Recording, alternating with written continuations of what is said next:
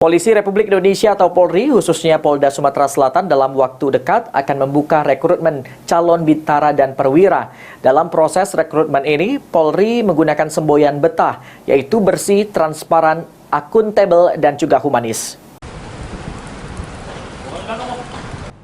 Dalam proses rekrutmen anggota Polri tahun ini, Polda Sumsel khususnya akan merekrut kurang lebih sebanyak 400 orang personil yang terdiri dari polisi pria maupun perempuan, mulai dari pangkat bintara, tamtama hingga perwira.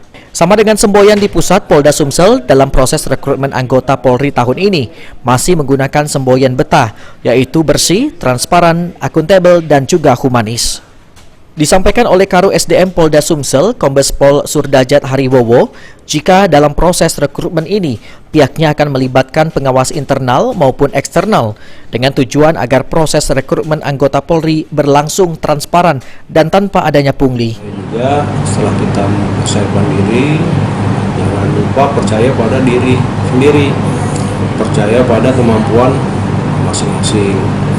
Jangan percaya sama calo, jangan percaya sama oknum yang katanya bisa menjanjikan masuk polisi, itu bohong semua.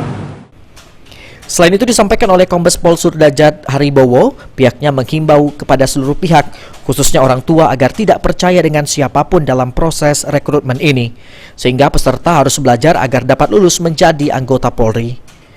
Firman Hidayat, PAL TV.